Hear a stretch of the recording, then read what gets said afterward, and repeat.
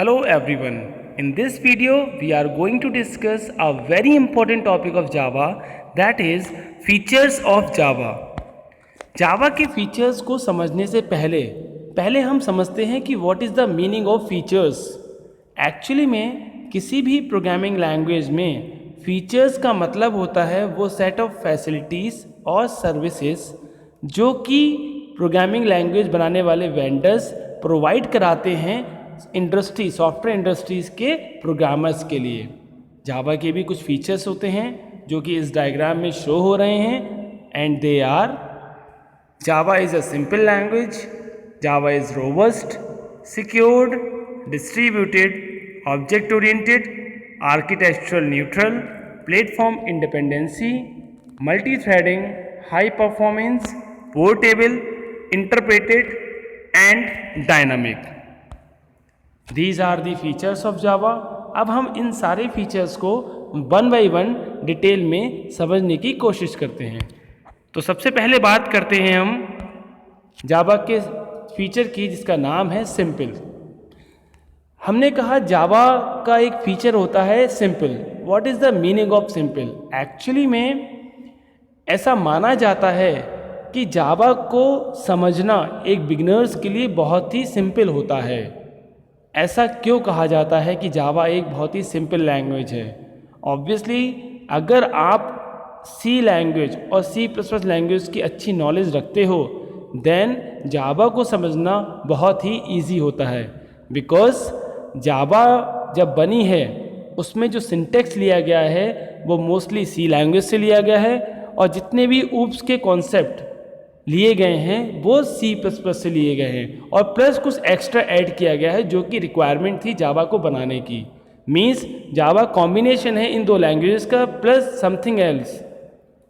So, if you have a good knowledge of C and C++, then you can easily learn, you can easily understand the concept of Java. यहाँ पर एक diagram show हुआ है जिसमें जावा के programme को कैसे आप राइट करेंगे, कैसे उसको कंपाइल करेंगे and how you can execute a simple Java program. जैसा कि डायग्राम में शो किया गया है, हमने एक जावा की क्लास एक फ़ाइल बनाई है जिसको सेव किया है first.java से. जब वो फाइल बन जाती है, सेव कर ली जाती है, उसके बाद में वो फाइल पहले कंपाइल होने जाती है. जावा के अंदर कंपाइलर का नाम होता है जावासी, जैसा कि यहाँ शो हो रहा है. जावासी कंपाइलर उस जावा डॉट जो first.java जो फाइल है जावा की उसको कन्वर्ट कर देता है बाइट कोड में. बाइट कोड का जो एक्सटेंशन होता है वो होता है डॉट क्लास. तो first.java कन्वर्ट हो जाती है बाइट कोड में जिसका एक्सटेंशन है डॉट क्लास और फाइल का नाम है फर्स्ट. तो फर्स्ट डॉट क्लास. जब ये बाइट कोड बन जाता है तब ये बाइट कोड इंटरप्रेट होता है और जावा में जो बाइट कोड को इंटरप्रेट करने की रिस्पॉन्सिबिलिटी होती है वो एक कॉन्सेप्ट की होती है जिसका नाम है Java virtual machine, that is JVM. ये JVM उस बाइट कोड को नेटिव कोड में कन्वर्ट करता है जो कि एग्जीक्यूटेबल कोड होता है और फाइनली हमें अपना रिजल्ट मिल जाता है जो भी हमने जिस भी पर्पस से हमने वो प्रोग्राम बनाया होता है. नाउ नेक्स्ट बात करते हैं नेक्स्ट फीचर की जिसका नाम है प्लेटफॉर्म इंडिपेंडेंसी.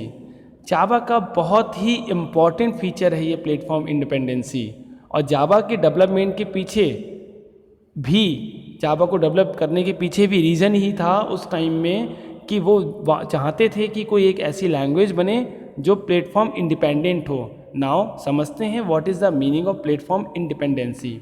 एक्चुअली में जावा का प्रोग्राम आप किसी भी ओएस पर जाकर रन करा सकते हैं. आपने कहीं भी किसी भी ओएस पर जावा के प्रोग्राम को राइट किया हो और आप सेकंड मीन्स किसी और ओएस पर ले जाए तो वो किसी भी ओएस पे जावा का प्रोग्राम रन हो सकता है. मीन्स जैसा कि डायग्राम में शो हो रहा है कि हमने एक प्रोग्राम बनाया है जो कि हमने विंडोज़ ऑपरेटिंग सिस्टम पे बनाया है first.java.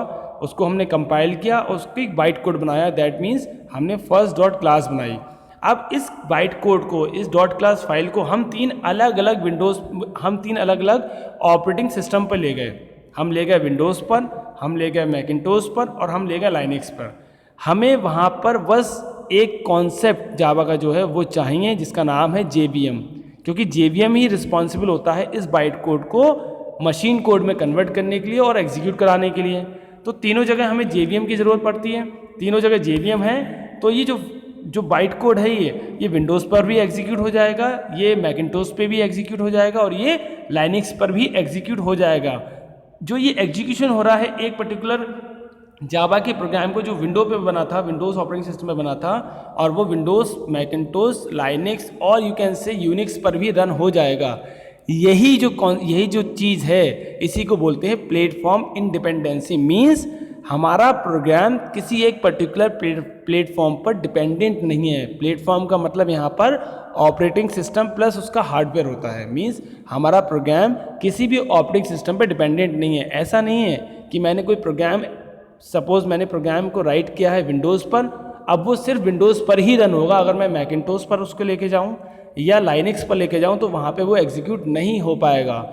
जावा से पहले जितनी भी लैंग्वेजेस थी वो सारी की सारी प्लेटफॉर्म डिपेंडेंट लैंग्वेज हुआ करती थी, like C and C++। So this is the meaning of platform independency. Now next feature की बात करते हैं जिसका नाम है आर्किटेक्चरल न्यूट्रल। यहाँ पर जो इस फीचर में जो वर्ड है आर्किटेक्चरल, आर्किटेक्चर का मतलब होता है प्रोसेसर से। Means what is the meaning of architectural neutral? That means simply कि जावा जो लैंग्वेज है वो उसका जो प्रोग्राम है वो आर्किटेक्चरल न्यूट्रल होता है। आर्किटेक्चरल न्यूट्रल का मतलब होता है आप उसे किसी भी प्रोसेसर पे ले जाइए, वो हर एक प्रोसेसर पर एग्जीक्यूट हो जाएगा। जैसे कि इस डायग्राम में शो हो रहा है, हमने एक प्रोग्राम बनाया है first.java नाम से, और वो हमने P4 पे बनाया है, P4 प्रोसेसर पे बनाया है। उसको हमने कंपाइल किया जावा सी कंपाइलर से, उसका हमने बाइट कोड बनाया, मीन्स डॉट क्लास फाइल बना ली, और हम 3 अलग अलग प्रोसेसर्स पर ले गए उसको। P4 पे ले गए, i3 पे ले गए और P3 पे ले गए। मैंने जैसे आपको बताया, हमें जब भी कोई जावा का प्रोग्राम एग्जीक्यूट करना होता है किसी भी सिस्टम पर, किसी भी OS पर, किसी भी हार्डवेयर के साथ में, तो वी नीड JVM। तीनों जगह JVM है। तो जो फर्स्ट डॉट क्लास है ये तीनों जगह इजीली एग्जीक्यूट हो जाएगी। दैट मीन्स हमारा जो जावा का प्रोग्राम है वो किसी भी प्रोसेसर पर डिपेंडेंट नहीं है। हम किसी भी प्रोसेसर पर उसका प्रोग्राम को राइट करें और कहीं भी किसी भी प्रोसेसर पर ले जाके एग्जीक्यूट कराने की कोशिश करें तो वो कहीं पर भी प्रॉब्लम क्रिएट नहीं करता, वो ईजिली हर जगह एग्जीक्यूट हो जाता है। And this is the meaning of architectural neutral. Next feature जो है जावा का उसका नाम है पोर्टेबल। जावा एक पोर्टेबल लैंग्वेज है। एक्चुअली में पोर्टेबिलिटी का मतलब होता है platform independency plus architecture. Means हम अपने जावा के प्रोग्राम को कहीं भी राइट करें और कहीं भी मूव करा लें इजीली। जावा का जो प्रोग्राम है वो बहुत ही पोर्टेबल है। पोर्टेबल का मतलब होता है platform independency plus architecture. That means मैंने अगर कोई प्रोग्राम विंडोज़ पे राइट किया है, अभी मुझे उसको लाइनक्स पर लेके जाके रन कराना है, तो क्या इतना पोर्टेबल है कि वो वहाँ पर जाके इजीली रन हो जाएगा। So this is the meaning of portability of Java, means platform independency and architecture. जो लैंग्वेजेस इन दोनों फीचर्स को फॉलो करती हैं वो लैंग्वेजेस पोर्टेबल कहलाती हैं। The next feature of Java is multi-threading. Actually में जावा में मल्टीटास्किंग को अचीव करने के लिए हमें एक फीचर दिया है जिसका नाम है मल्टी-थ्रेडिंग। मल्टी-थ्रेडिंग के अंदर क्या होता है, एक सिंगल प्रोग्राम होता है जिसमें कई सारी थ्रेड इंडिपेंडेंटली रन होती हैं और उन थ्रेड्स को जो बोलते हैं वो थ्रेड्स होती हैं वो अपने सेपरेट पाथ पर रन होती हैं। और जावा में मल्टीटास्किंग को अचीव करने के लिए हम मल्टी-थ्रेडिंग का यूज़ करते हैं। एक प्रोग्राम होता है, उसके कई सारे छोटे छोटे पार्ट्स बना लेते हैं। वो छोटे छोटे पार्ट्स जो होते हैं वो अपने आप में सेपरेट प्रोग्राम्स होते हैं जो उसी प्रोग्राम की मेमोरी के अंदर से ही एग्जीक्यूट होते हैं और उन छोटे छोटे प्रोग्राम्स को ही हम थ्रेड बोलते हैं। थ्रेड की डेफिनेशन बोली जाती है like thread is a light weight process. The next feature of Java is distributed. Actually में जावा एक ऐसी लैंग्वेज है जिसमें हम डिस्ट्रीब्यूटेड एप्लीकेशंस को भी क्रिएट कर सकते हैं। जावा के अंदर 2 कॉन्सेप्ट हैं, remote method invocation and enterprise Java bean. ये 2 कॉन्सेप्ट ऐसे हैं जो कि डिस्ट्रीब्यूटेड एप्लीकेशंस को बनाने में हेल्प करते हैं। नाउ डिस्ट्रीब्यूटेड एप्लीकेशंस को बनाने से हमें फ़ायदा क्या होता है? एक्चुअली में what is the working of distributed applications? In distributed applications multiple client systems depends on multiple server systems. Actually में जो डिस्ट्रीब्यूटेड एप्लीकेशंस होती हैं उसमें जो मल्टीपल क्लाइंट्स होते हैं, बहुत सारे क्लाइंट्स जो होते हैं वो कभी भी किसी एक सर्वर के ऊपर डिपेंडेंट नहीं होते, वो कई सारे सर्वर्स के ऊपर डिपेंडेंट होते हैं। इस कॉन्सेप्ट को, इस फीचर को मैं एक डायग्राम से समझाने की आपको कोशिश करता हूँ। देखते हैं वो diagram. This is the example of distributed application. यहाँ पर 4 सर्वर्स हैं, server 1, server 2, server 3 and server 4। चारों सर्वर्स पर एक सेम एप्लीकेशंस को मैंने रन कराया है और उस एप्लीकेशंस को यूज़ कर रहे हैं 7 client, 8 clients, client 1, client 2, client 3, client 4, 5, client 6, client 7 and client 8। अब और जो कि आपस में कनेक्टेड हैं इंटरनेट के थ्रू। इन केस सपोज करिए अगर सर्वर 1 किसी रीजन की वजह से फेल हो जाता है तो जो क्लाइंट्स हैं 8 के 8 उनका काम कभी रुकता नहीं, उनका काम क्लाइंट सर्वर 2, 3 और 4 के थ्रू होता रहता है। मीन्स आपने अपनी एप्लीकेशंस को डिस्ट्रीब्यूट कर रखा है डिफरेंट सर्वर्स पे, तो अगर एक सर्वर में कुछ प्रॉब्लम आती है तो आपका काम कभी रुकता नहीं, उस काम को सर्वर 2, सर्वर 3, सर्वर 4 के थ्रू किया जा सकता है। And this is the meaning of distributed applications. The next feature of Java is robust. Robust word की अगर हम सिंपली मीनिंग की बात करें तो रोबस्ट मीन्स होता है स्ट्रॉन्ग। जावा एक बहुत ही स्ट्रॉन्ग लैंग्वेज है और जावा को स्ट्रॉन्ग बनाने में कुछ कॉन्सेप्ट्स उसको हेल्प करते हैं, like automatic garbage collection, exception handling. Actually में ऑटोमेटिक गार्बेज कलेक्शन क्या होता है?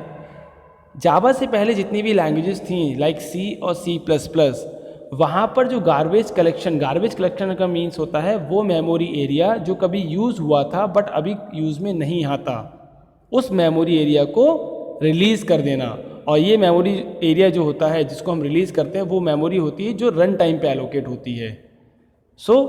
इससे पहले जितनी भी लैंग्वेजेस थी वहाँ पर ये काम करने की रिस्पॉन्सिबिलिटी जो थी वो थी प्रोग्रामर की, और यूजुअली प्रोग्रामर क्या करता था, रन टाइम पे मेमोरी को एलोकेट करता था और उसको रिलीज़ करना भूल जाता था जब उसका काम कंप्लीट हो जाता था।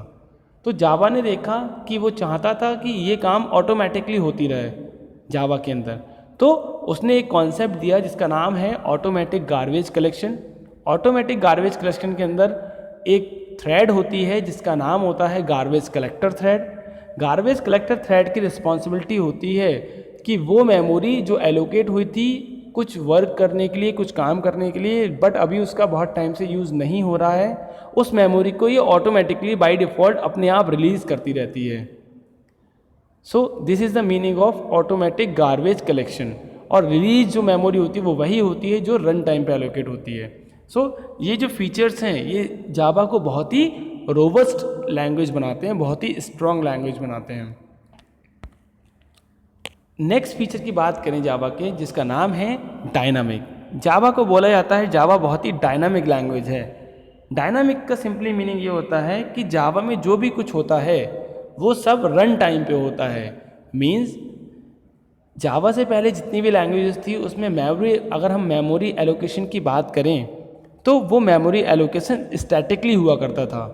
अगर सी में हम बात करें, अगर सी में हमें मेमोरी डायनामिकली एलोकेट करनी होती थी तो हमें डायनामिक मेमोरी एलोकेशन में कुछ मेथड्स दिए गए थे, लाइक मैलॉक, कैलॉक, री एलॉक और फ्री, जिनके थ्रू हम डीएमए डायनामिक मेमोरी एलोकेशन को डायनामिकली मेमोरी एलोकेट करते थे और उसको डी एलोकेट करते थे, रीसाइज भी करते थे, उस मेमोरी को फ्री भी करते थे। सेम एज ये काम C++ में कुछ मेथड्स के थ्रू होता था, कुछ कीवर्ड्स के थ्रू हुआ। बट जावा ने कहा कि वो एक ऐसी लैंग्वेज है जिसमें सब काम बाय डिफ़ॉल्ट ऑटोमेटिकली डायनामिकली होता है। मीन्स जावा में मेमोरी भी डायनामिकली एलोकेट होती है, और डायनामिकली मेमोरी एलोकेट करने के लिए जावा ने हमें एक कीवर्ड दिया है जिसका नाम है न्यू कीवर्ड।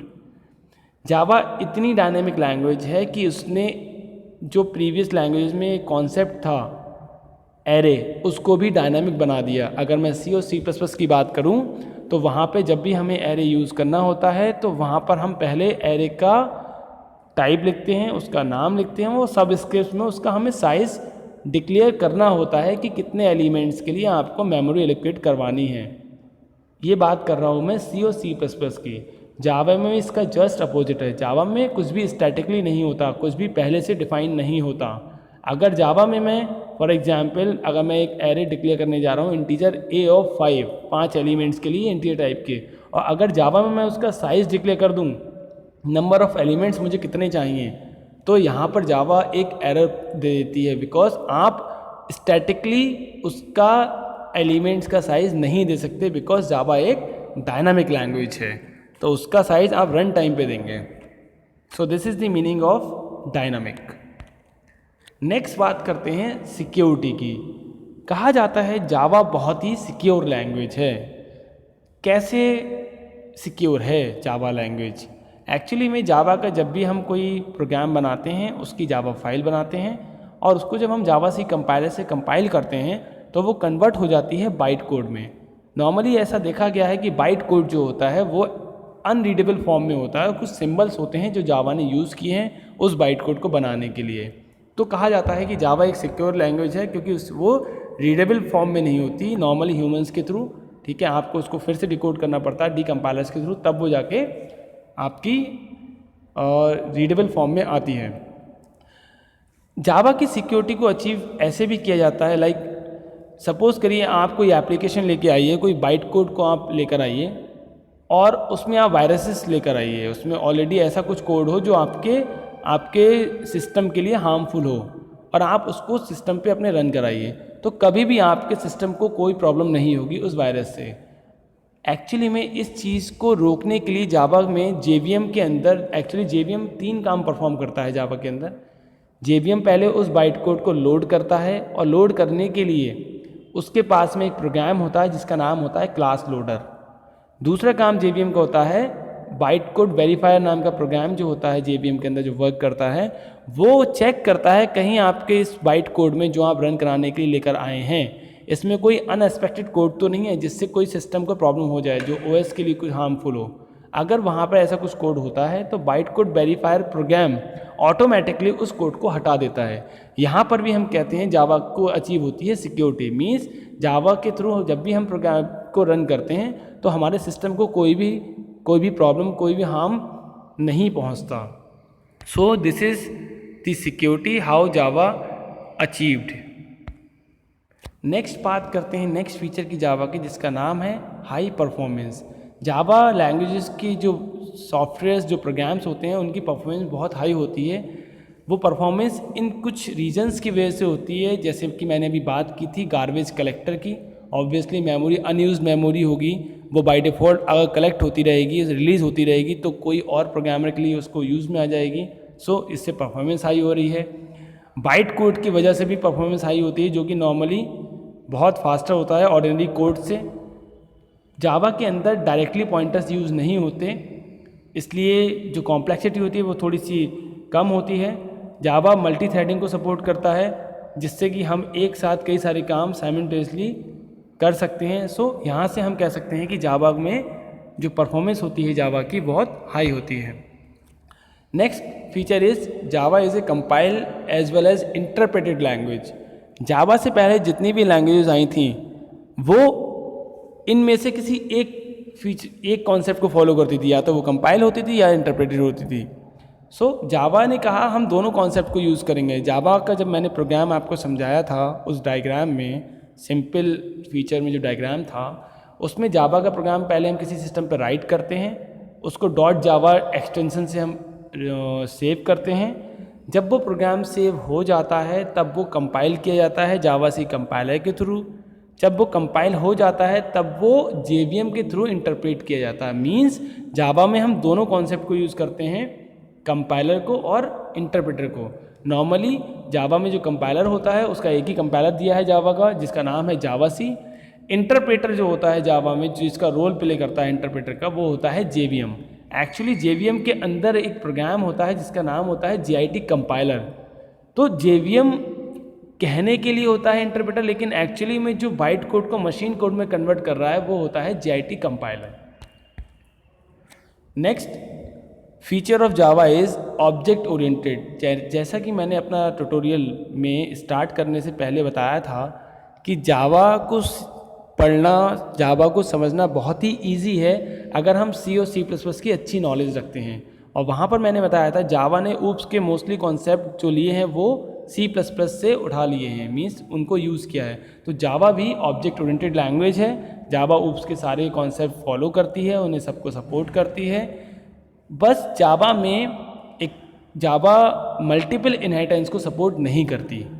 इनहेरिटेंस का एक टाइप होता है multiple inheritance. Java does not support multiple inheritance, but उसको भी अचीव कराने के लिए, सपोर्ट कराने के लिए जावा में एक अलग कॉन्सेप्ट है जिसका नाम है इंटरफेस।